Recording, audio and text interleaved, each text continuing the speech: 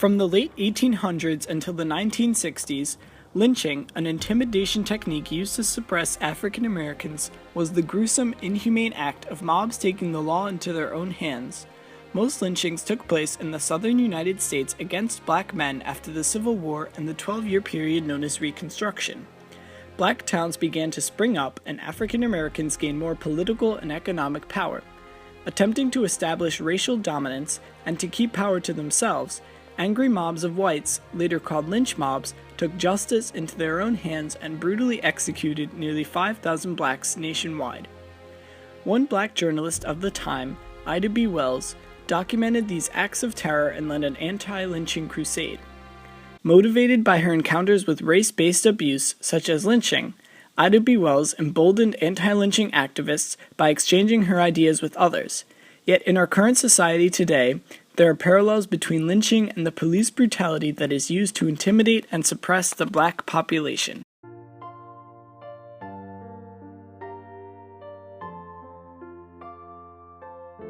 On January 1, 1863, Abraham Lincoln issued the Emancipation Proclamation, declaring slaves in the rebelling southern states free, eventually causing the end of the Civil War.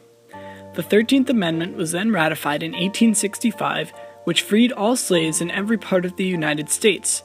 Following the liberation of the slaves, a great deal of tension arose between blacks and whites, particularly in the South.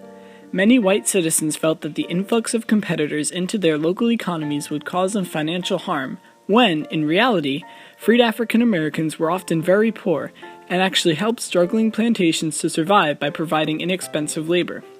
Many Southerners blamed the Northerners for the freedom of African Americans and the impoverishment of their land, which caused even more racial tension between the whites and blacks in the South.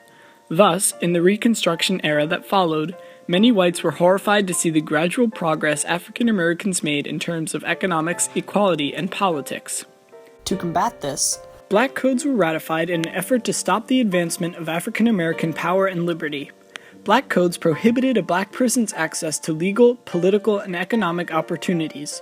White fear of losing this racial preeminence triggered the emergence of lynch law, which the Virginia Lancet, a Republican newspaper, defined as the name given to the summary infliction of punishment by private and unauthorized citizens.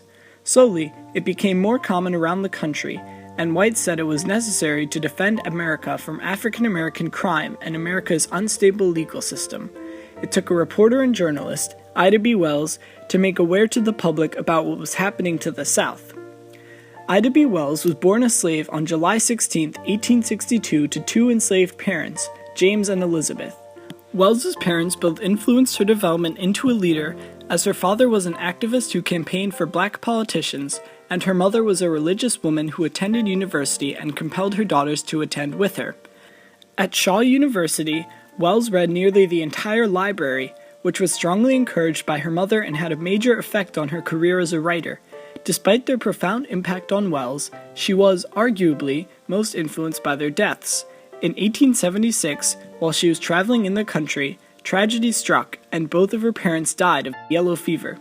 Despite doctors telling her not to return to the epidemic-struck area, she rushed home, feeling the duty to take care of her 5 younger siblings, which reflects the self-sacrifice she would later go through for the benefit of her race. Ida B. Wells fought against lynching, violent encounters between whites and blacks in America from the late 1800s to the mid-1900s.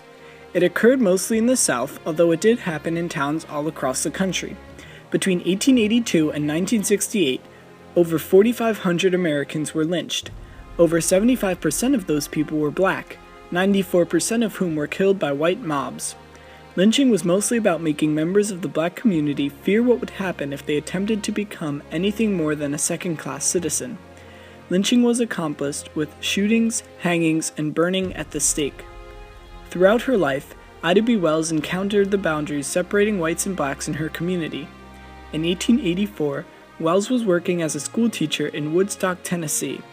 On May 4th, she was taking the train home from work, the only black woman in a first-class car, when she had a life-changing encounter with the conductor.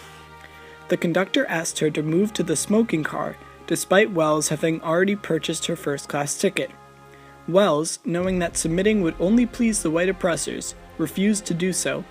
prompting 3 men to drag her into the smoking car. Needless to say, Wells did not take kindly to this and chose to exit the train at the next stop.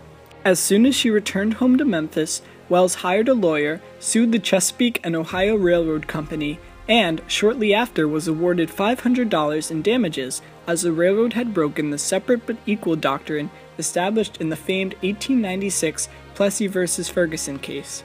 However, the defense appealed the decision to the Tennessee Supreme Court and the decision was reversed.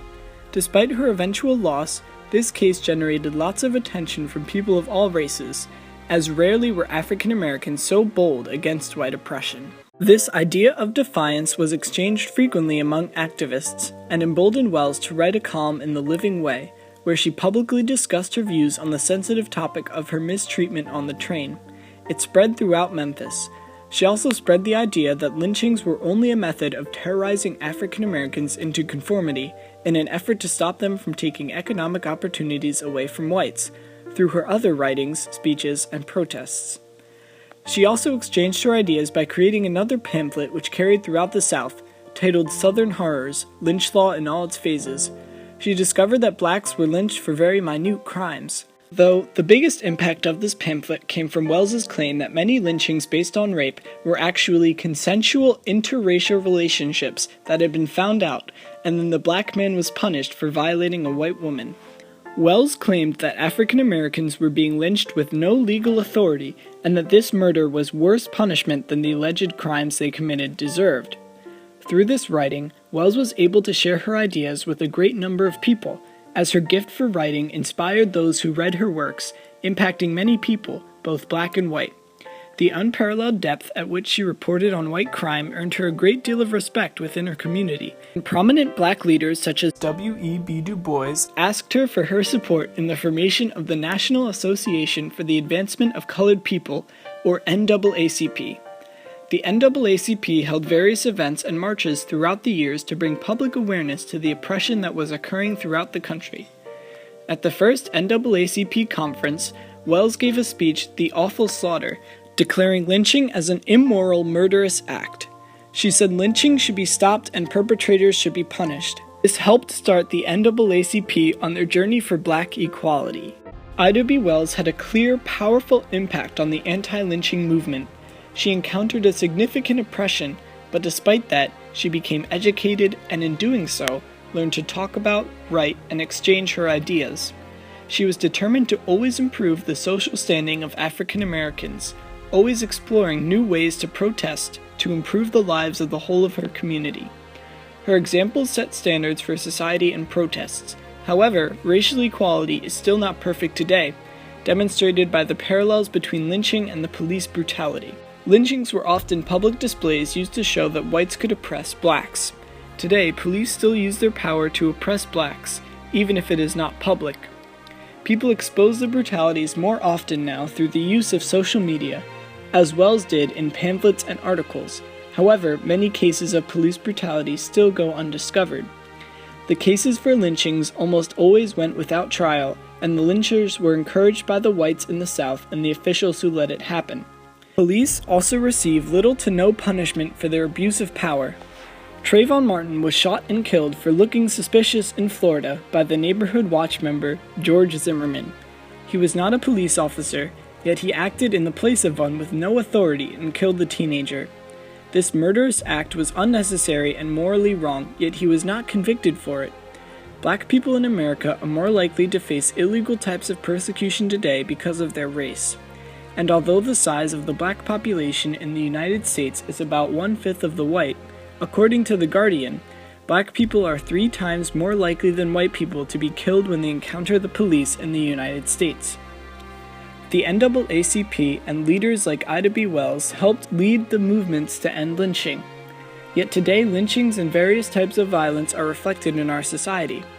Most encounters were violent attacks against blacks, and we can still see the oppression of black people and their power through media. The exchanges of ideas, then and now, influenced by brave leaders like Wells, have slowly helped blacks earn their place in American society. But although America is slowly moving forward, the past still echoes in many of our current actions.